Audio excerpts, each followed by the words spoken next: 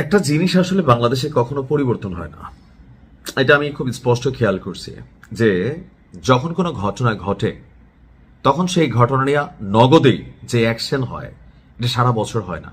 আপনাদের খেয়াল থাকার করা কোজনা মেধা এটা নিয়ে ছাত্র যখন প্রটেস্ট করলো, আন্দোলন নামলো, দিন শেষে আওয়ামী লীগ সরকার যখন দেখলো যে ক্ষমতা হারাইতে হবে তখন হুট করে তারা এই যে কোটা মেধা এটা নিয়ে যেই দাবিটা ছিল রাতারাতি মাইনা ফেললো। কিন্তু এতগুলা ঘটনা, এতগুলো জীবন, এতগুলো প্রাণ ছুটে গেল, তখন যখন তারা বললো যে আমরা দাবিটা মানছি, যারা আন্দোলনকারী ছিলেন বা সাধারণ জনগণ মনে করলো এটা প্রথমে কেন মানলেন না, মানতে তো পারতেন। এখন দোষ কি শুধু আওয়ামী লীগ সরকারের চরিত্রে? না, এই যে ইউনূস সরকারের চরিত্রটা ঠিক একইভাবে। ওসমান হাদির হত্যাকাণ্ডের ইস্যুতে ইনকিলাব মঞ্চের যে দাবি দাওয়াগুলো ছিল, বিচারিক প্রক্রিয়া যে দাবি দেওয়া ছিল, দীর্ঘদিন যাবৎ কথা বলছে, পোলাপাইন মাঠে নামছে। এমনকি আজকে যখন জাবের আমাদের জনগণের সাথে পুলিশকে মুখোমুখি করে দেওয়া সরকার যারা থাকেন ক্ষমতাশীল, তারা যখন জাবের যখন গুলি খাইলো, সারা বাংলাদেশে যখন প্রটেস্ট হওয়া শুরু হয়েছে, এখন ঠেলা খাইয়া অন্তর্বর্তী সরকার বিবৃতি দিচ্ছে। But why right now? মানে ঘটনাগুলোর আগে কেন না? আপনাদের কি শিক্ষা হয় না? এই দেশটাতে আপনারা তো থাকতে হবে, মাথায় রেখে না? আচ্ছা, এখানে কি হয়েছে?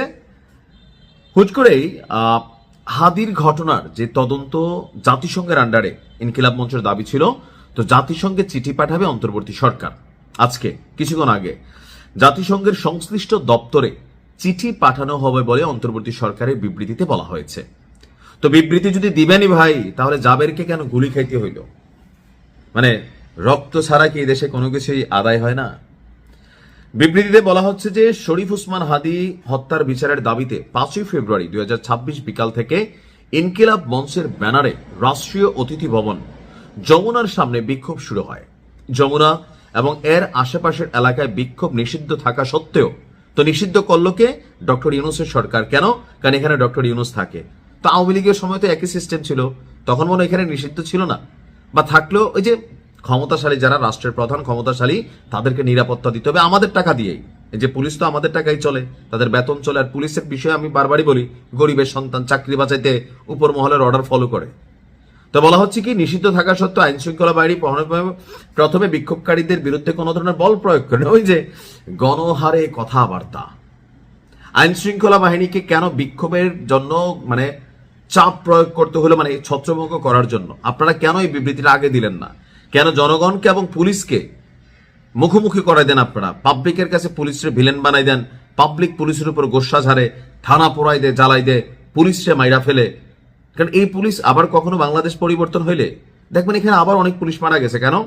আওয়ামী লীগ এখন যেভাবে বিভিন্ন থানার ওসিদের, এসপিদের হুমকি দিচ্ছে, আপনাদের বাড়িঘর নোট আসলে কিন্তু তারা নোট রাখতেছে, এমনকি আসলেই এরকম শত শত পুলিশে মাইরা ফেলবে।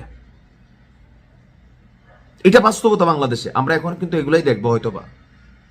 এখন পুলিশে জনগণের সাথে লাগাই দিয়া, রাজনৈতিক দলগুলোর সাথে লাগাই দিয়া, যেই চেয়ারে বসে সে তার নিজস্ব সেফটি চিন্তা করে।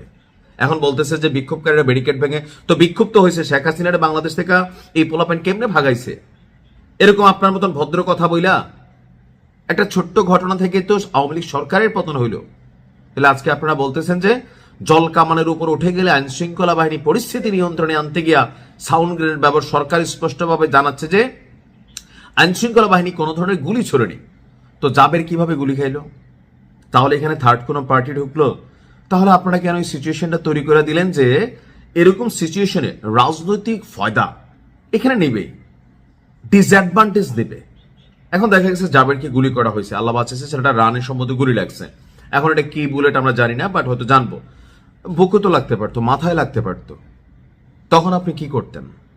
মানে যা আছে আপনাদের সিস্টেম খালি রান হলে হয়েছে, আমরা গরিব বাঙালি, আমরা এরকম ঘটনাতে মরবো, মাইকটারি খাবো, তারপর আপনারা বিবৃতি দিবেন। আমি মনে করি যে দেখেন কোনো রকম পরিবর্তন হয় নাই।